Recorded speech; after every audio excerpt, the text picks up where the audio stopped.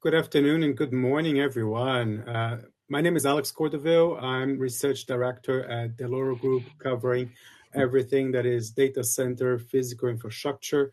And I really want to welcome everyone to this session. We're going to be covering today one of the most pressing questions when we talk about AI infrastructure, which is, as AI accelerates at an unprecedented pace, can we truly build sustainably at scale? I don't think it's any exaggeration to say that AI has really reshaped the trajectory of the data center development in the last few years. And over just a few quarters, honestly, we've seen the density of data centers rising to such an order of magnitude, pushing power requirements far beyond historic norms, and cooling architectures evolve from incremental upgrades that we had seen the last 20, 30 years to really completing a complete reinvention of cooling design and how to design and, of course, operate these facilities. The industry is quickly learning how to support modern AI clusters, and it's just not a matter of adding more racks. It's a matter of fundamental rethinking of power availability, thermal systems, construction methods, and the carbon implication of expanding infrastructure at this speed. At the same time, demand signals show no sign of slowing down. Heavy operators, and we have an important operator here today with us, are under pressure to deploy capacity faster than ever, while at the same time managing regulation, sustainability mandates, grid constraints, and a lot of these variables have very different parameters depending where in the world you are. Brownfield sites are being stretched to limits. Greenfield campuses are scaling now into the hundreds of megawatts, many of them already above 1 gigawatt of expectation capacity, with new models of interconnection, of on-site generation, cooling, intelligent operations are all becoming essential rather than just an option. And of course, this raises a lot of tension how we deliver performance AI requires while balancing cost, speed, and environmental sustainability. We're very fortunate today to have 4 leaders with us in the panel that bring a lot of these designs, a lot of these challenges together, presenting operations, sustainability, power system, and of course, next generation design. Hopefully the session, please don't be shy to send questions. We want to make sure this is a very conversational session because we really want to start exploring what really truly takes to build an AI infrastructure that is responsible, where the bottlenecks really lie to make this more than a promise, but a reality, and which solutions are emerging both technically and that are economically viable. So before starting a lot of questions and our good discussions here, I'm going to introduce quickly our 4 panelists. So today we have Miranda Gardiner, who is Executive Director at iMasons Climate Accord. We have Charif, VP EMEA Data Centers for Ramzi. Ramzi, sorry. Ramzi Charif, VP EMEA Data Center at Virtuous Data Centers. Tanushree Agarwal, Senior Director Interconnection Transmission at IOWN Renewable Energy. And Karl Rabe, Founder and MD of WoodenDataCenter and a co-lead the Modular Data Center sub-project at OCP, the Open Compute Project Foundation.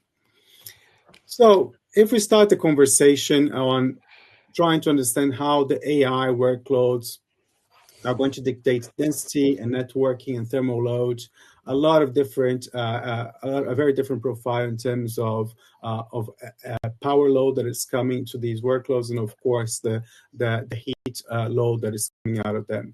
Starting with an operator, Ramzi, from your operational experience running AI clusters, what are the biggest practical challenges that we're seeing deploying these GPU racks? Where this networking topologies or cabling limits, what do you see out there that really make people raise their eyebrows and look, oh, this is going to be challenging? I think challenges are on several fronts. I think we have challenges in not only deploying capacity on time and on budget, but the challenges across the industry is to do it at scale. So all what you mentioned in terms of higher density, the high compute and the high output of heat and how to remove heat at such high densities are known challenges, and we have experience dealing with them, but we haven't done it at scale. And for me, that's the most important challenge that we are currently facing, and certainly with the higher density coming across, would be the next challenges that we'll be facing. There is challenges with existing legacy data centers to upgrade to this level of coping with this higher density. And there is challenge also with the new greenfield AI dedicated data centers on choosing energy, making your business model works, and coping with the changing demand of your customer. So it's a whole bunch of challenges altogether.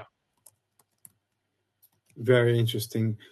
And as we see these very different profiles, Miranda, what do you think we're going to be looking at in terms of efficiency metrics that really reflect the reality of these new data centers? We have been, of course, using PUE for the last 10, 20 years in industry, but PUE doesn't tell the full story.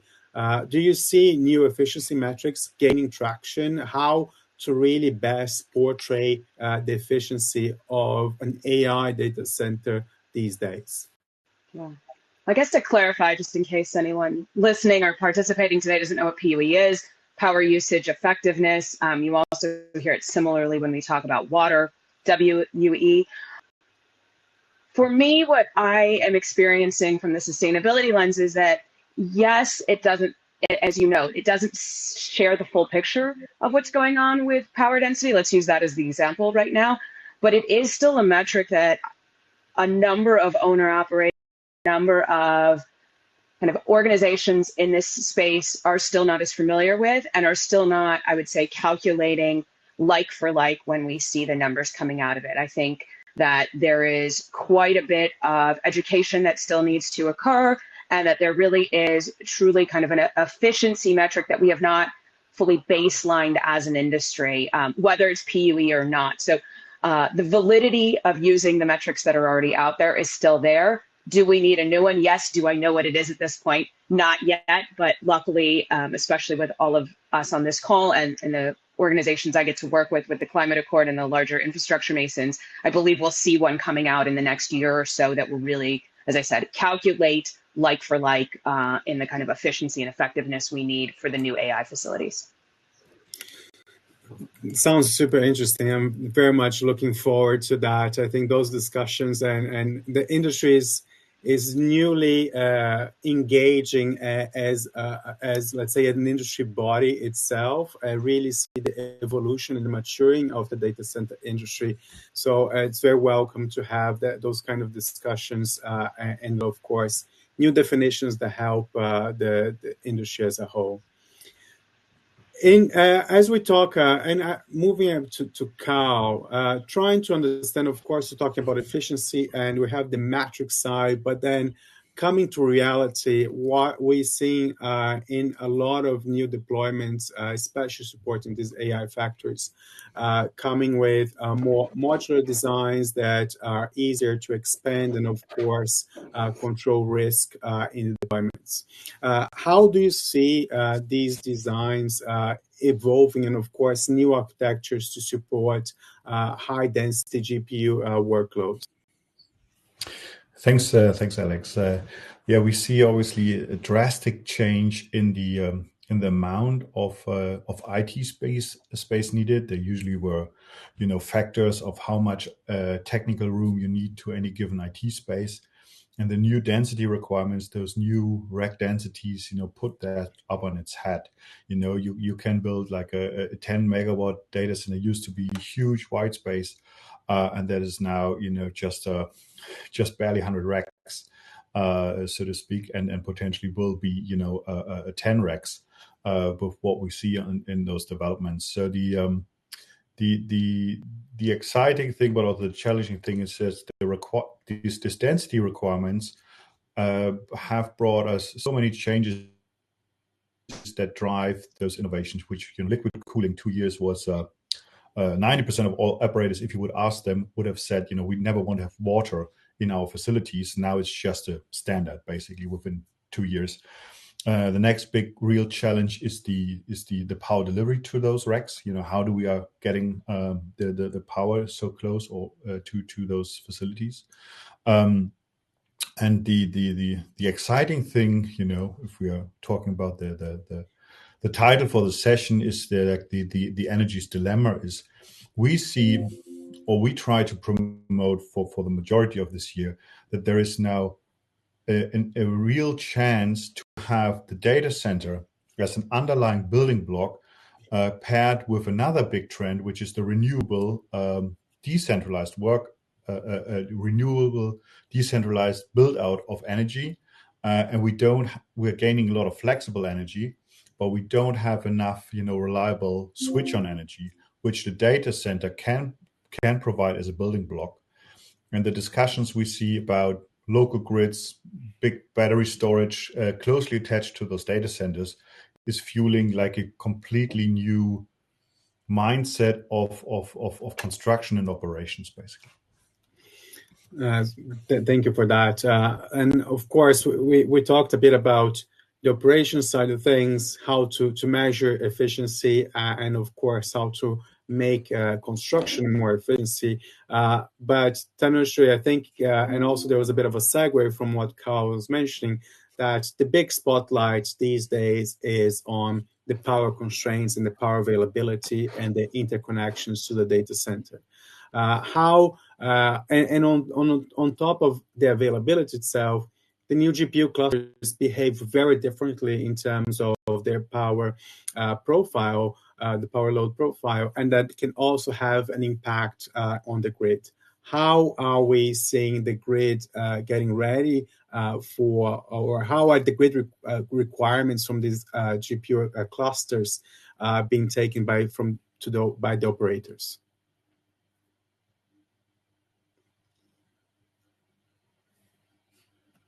Was it directly to me or? No, Tanushree, okay. I think you're on mute. Sorry, okay. Tanushree. Yes. I figured. Okay. So the way I look at it is sedan and hatchbacks, which were cruising at 55 miles per hour. That were the traditional data centers. With this AI data centers, it's like a sports car out there ramping from 0 to 120 miles per hour. So what that leaves us, like the whole freeway is shaken and the surge happens. That's the analogy I'd give.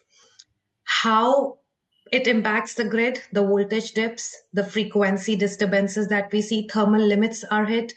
As a result, we need more reactive power, which Karl rightly said that BESS is a good example, like how we can support it. And then we have a lot of like high voltage, I feel, is the example and the right way that we can back these AI data centers, because high voltage leads to greater headrooms, and that would not shake the stability of the grid as much as it would do to the 69 and 115 kV networks. So yeah, that's how I see it. I think continuing on that topic of power availability, we're seeing a lot of creativity on the grid or on operators to find sites that can almost circumvent those constraints in terms of power availability, right? We see availability of power is the number one factor in picking a site, a new data center site these days. How do you see brownfield buildings or sites coming into play in this new game where we can take that sports car from 0 to 100 miles as quickly as we can? Sure. Power availability has become the number one filter for site selection right now. Even before operators, they ask for land, cooling, tax intensive, like incentives, fibers. They ask, where can I get 50 to 100 megawatts, 200 megawatts? And in this decade. So if I put it that way, I feel brownfield versus greenfield in a way that brownfield gives you power while greenfield gives you freedom.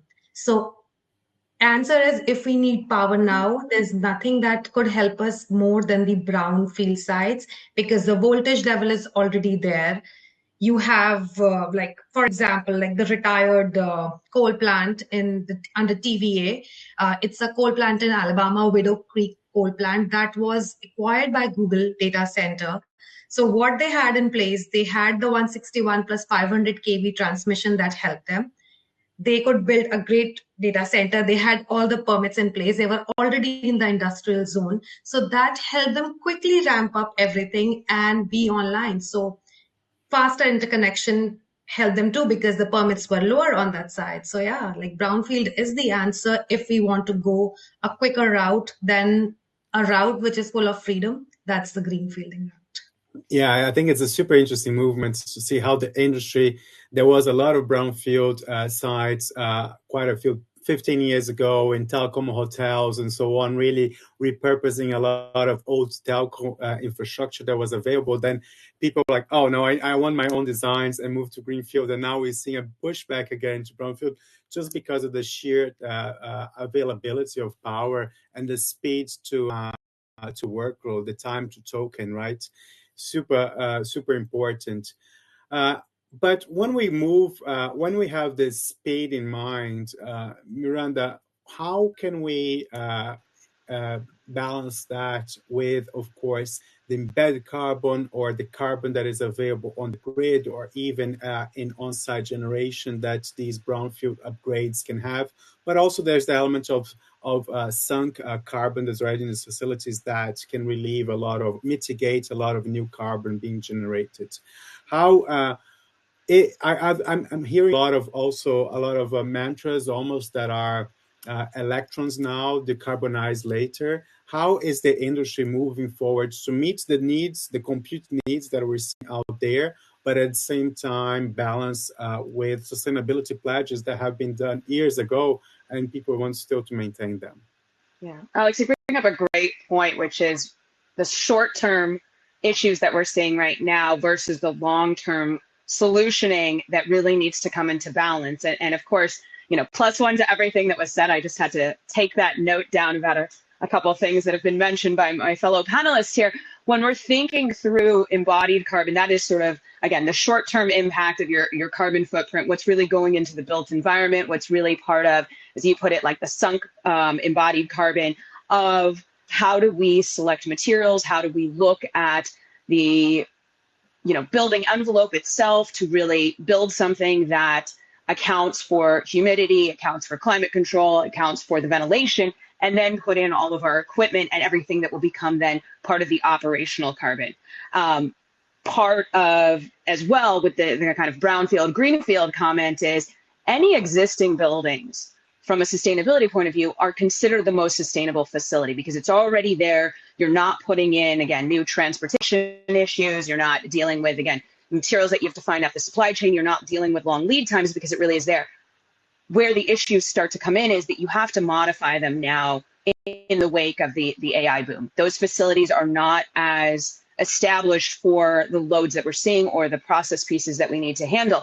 So again, looking at this, as you put it, from the sustainability lens is really, how can you balance the impacts of your embodied carbon? Again, that kind of initial building costs or what can already be there. How do you look at your operational pieces of this? And really, who is the team that can help you do that? And in my opinion, this is where your front-end delivery partners working together with ownership are really critical, especially somebody like your commissioning agent. These are the people that can really help you understand the lifespan of your facility, as well as the lifespan of all the equipment going into it. And also, at this point, starting to see some of the predictive analysis of how quickly the space is changing so that you're also taking that as a factor in terms of your carbon reporting and your long-term carbon strategies. Because every single organization at this point, every single municipality that you were working in, any country, really does have that as part of the requirements for whether you're upgrading a brownfield site or building in a new greenfield site as part of the complete package here.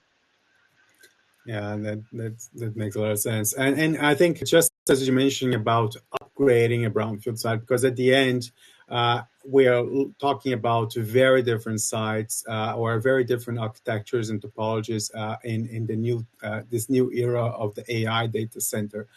Karl, of course, a lot of these upgrades are going to need to be done using modular solutions that are coupled or are almost put on top of an existing site, especially for a brownfield operation, right? How can modular designs really bridge the gaps of a brownfield site to really be a best-in-class, future-ready or future-proof AI factory?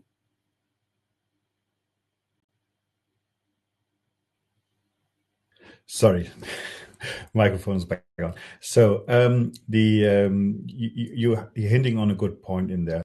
What we see is the incredible speed with which those new large capacities need to be built out. And one way to cut those times short is to choose a brownfield, because you can choose your own tile in your own bathroom, right? So you can do a lot of things inside a building that has already had been permitting, had gone through, is going through those things. And if you then look at however you want to build your data center, there's a huge benefit of having standardized modular building blocks. Those can be power, those can be piping, those can be CDUs.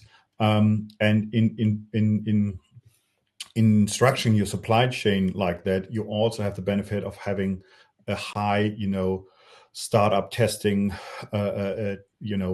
excellence level, basically already certified on the in your suppliers' workshops, and then bring it on site. And there's still gonna go enough wrong, and there will be enough challenges.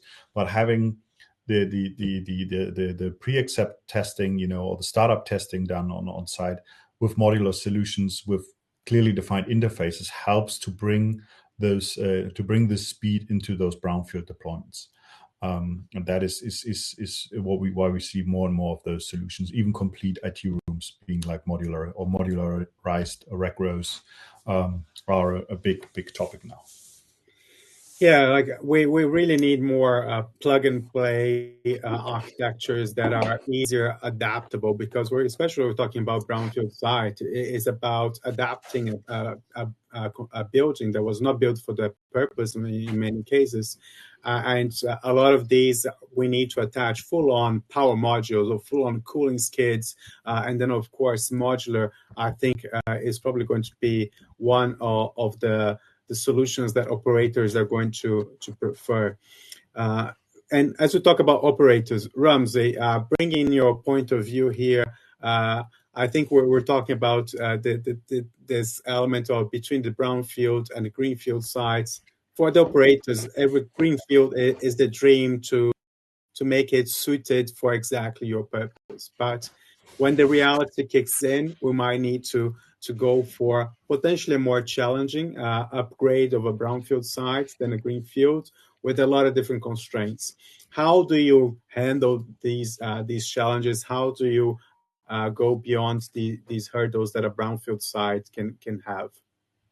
I don't think that we have particular challenges that are not known in dealing with brownfield. We know them. We know how difficult a brownfield is, even for traditional cloud services data centers, let alone an AI data center. I think the challenges is to be able to flip the design within the brownfield into an AI ready data center.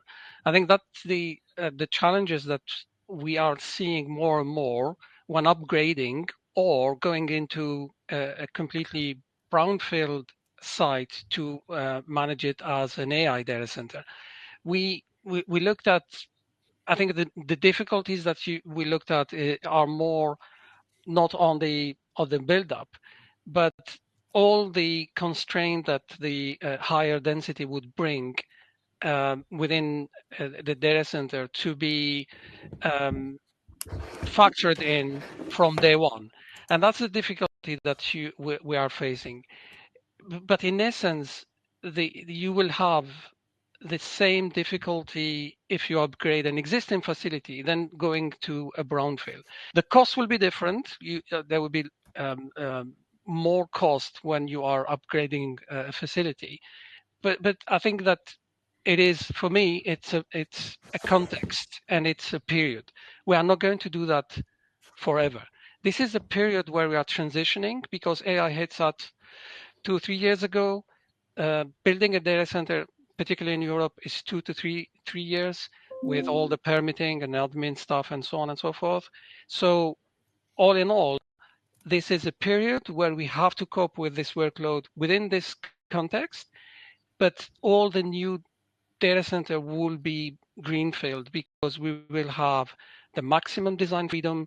We can implement the best practices. We will have leapfrog opportunities.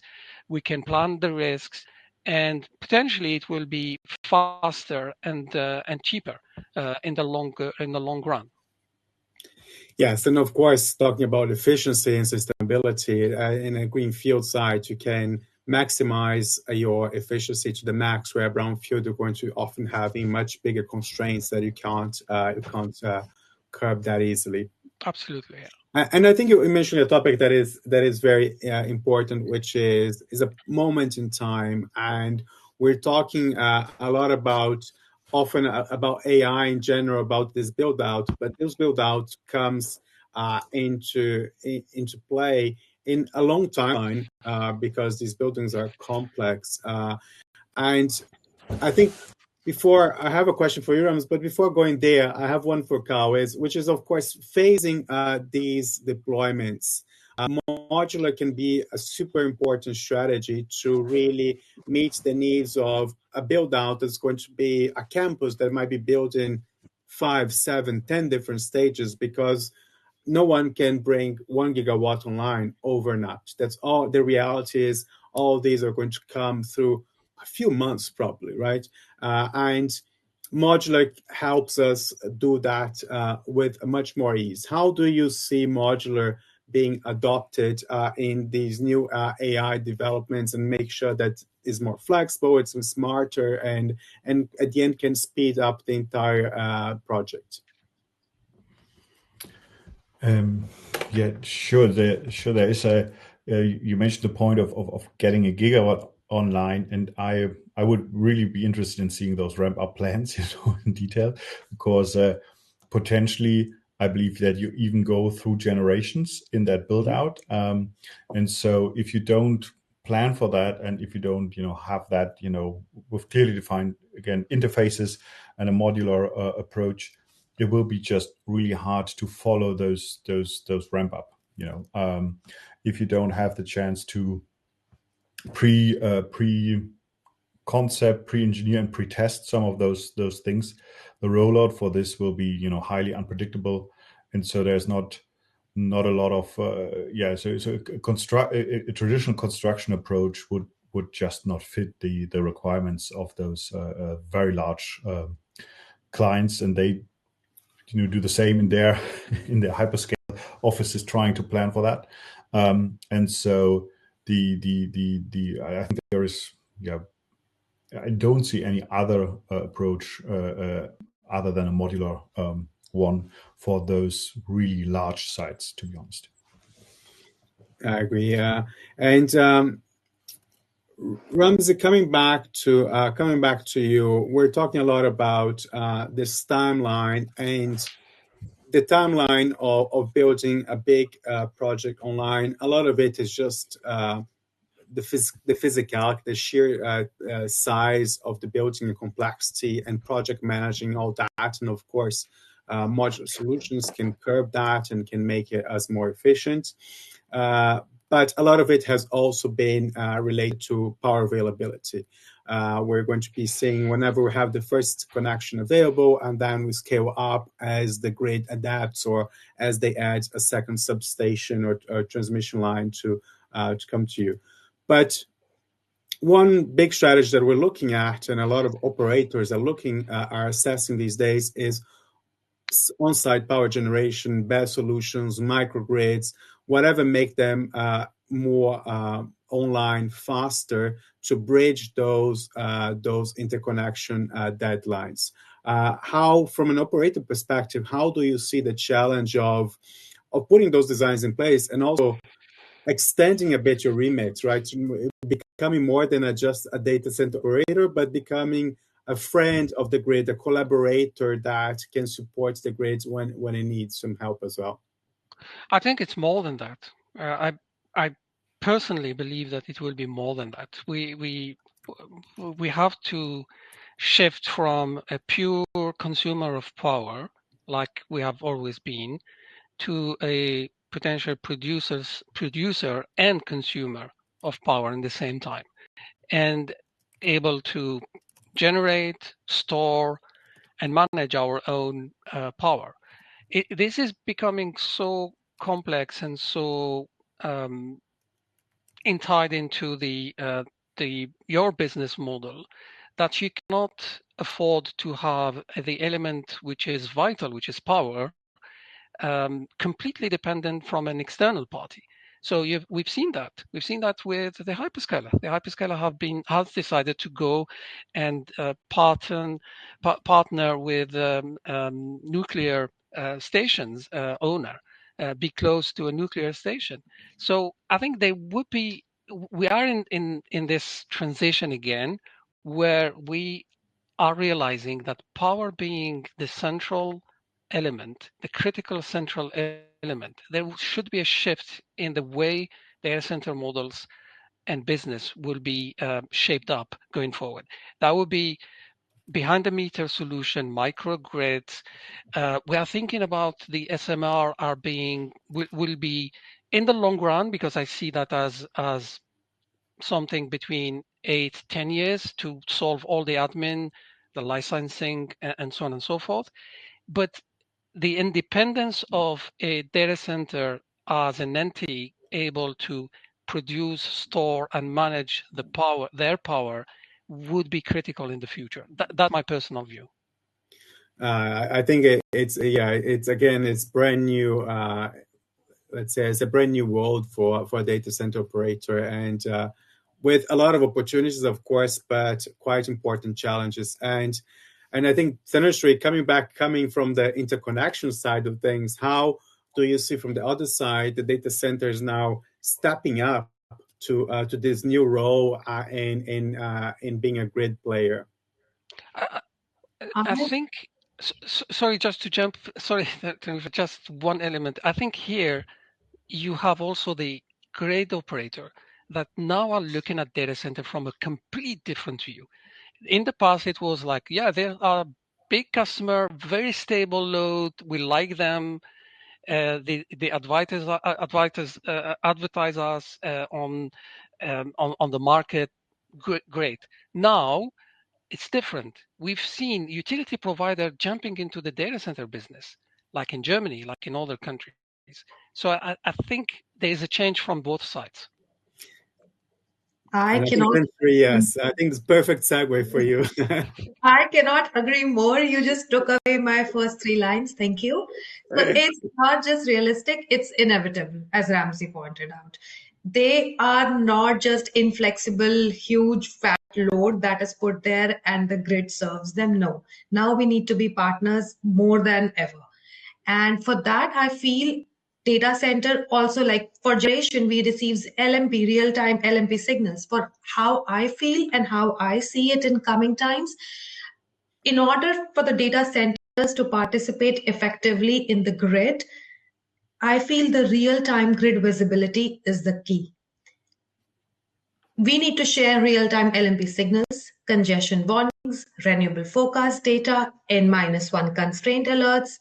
And if you feed all of this data to them, they can actually schedule their load. And this inflexible load becomes the movable load, and that helps everyone around. Grid, generation, load, everyone is helped. If you know that the peak hour is coming, you know that's not your time to ramp up, and you withdraw. And that definitely helps the grid as well as generators. Everyone makes money. And once you know that you are being compensated for that flexibility, it becomes more luring than ever. That's how I see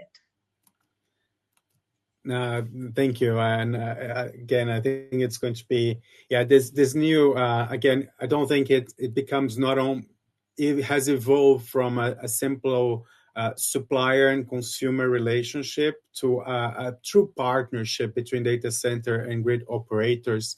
And again, I think it has a lot of very interesting opportunities for the industry. Miranda, and of course, coming back to talking about the grid, of course, the grid is going to be the responsible for Scope 2 emissions, and operators have traditionally gone for PPAs or book and claim renewables. How do you see this new future of sustainability and renewables playing with the data center fleets? Yeah. Well, so to kind of maybe bring it back to the organization that I work with, the foundation for the iMasons Climate Accord was Scope 3 emissions, really looking at materials, equipment, and also power, with the assumption at the time, 3.5, 4 years ago, hey, we had resolved kind of Scope 1, Scope 2 when it came to our power conversation. Now we're in a whole new era of we have to go back and really evaluate everything that has been said by my fellow experts here in terms of, again, you noted it too, the PPAs, the renewable generation. What are we seeing as alternative energy sources? What are we seeing as the backup storage? And thankfully, a lot of organizations are now not only working with utilities, but really deploying these solutions holistically across the globe in terms of their work. We're seeing a lot more battery storage. We're also seeing, my power working group, which spans owner operators as well as power providers, the kind of desire to make some real statements out there of how valuable renewable is. You look at somewhere like, let's say, Texas, right, which is set to be the hub for AI facilities. 40% of Texas grid comes from renewables, wind being the first one, and then I believe right now it's nuclear is the second one. That is only going to continue to grow. I mean, that's half of your opportunity there if renewables don't continue to be part of that grid resource. And again, that backup storage isn't there to, again, help support the kind of numbers and the kind of demand signals that we're seeing out of that market. So I think that will be a very interesting space to continue to watch and see how that transition / again, the increase of opportunity with alternative fuel sources supports what we're talking about today, the kind of AI energy dilemma that's facing us or that has started to. I think that's super interesting how we took almost a step back to talk more about Scope 2 emissions as well, but it's becoming such, again, or I think now the data center industry has become such an integral part of the energy industry that we can't avoid that. It's also, I think, real quick, Alex, why we're seeing so much pushback from our communities that we're going into. Yes. There is a lot of concern from them. They are, seeing more rolling brownout blackouts. You look at Europe last summer when Portugal and Spain went offline. A lot of that finger pointing comes to the data centers. So how we can be more reliable partners and stewards of our environment, this is part of that conversation for sure. Very much so. We have one question that I would love to have, especially I think Ramzi's point of view in talk about. We're talking a lot about AI factories, and factories are units that need to be optimized for yield, for tokens, for the unit of energy. And we have one question about this: how we're optimizing these workloads, and of course to meet the energy strategy from an operator point of view. I think something really remarkable is happening. It's still the early stage, but really remarkable is happening. We are converging, actually. So as an operator of data center, you always serve your customer workload. You don't have an idea what's in this workload. You don't have an idea on how the profile and how it's changing. You just are the recipient of the demand. What is happening is that we are converging. We are converging the facility to be as close as possible to the workload. And we are now in a phase where we need to understand what is, what is this IT hardware. We were not interested in CPU or GPU 3 years ago. We are now very interested on the GPU technology, on the semiconductor as a whole.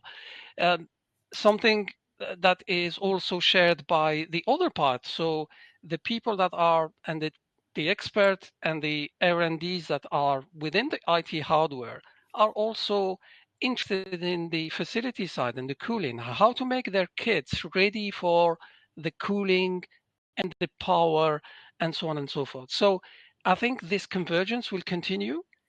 At some stage that the borders will be blurred. It will be a very challenging one. I think for the hyperscaler, it's easy because it's their data center, it's their design, it's their IT hardware.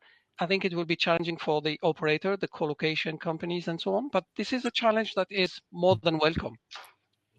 Very interesting. Yeah, a lot of new challenges we're being discussing today. Great to. I think we need to finish. We have been beyond our time. So this, and of course, a lot of the challenges, a lot of the opportunities for data center industry as well that we covered today. Super interesting discussion. Thank you again for all the panelists contributing today. Thank you for everyone joining, and enjoy the rest of the event. Thank you. Thank you.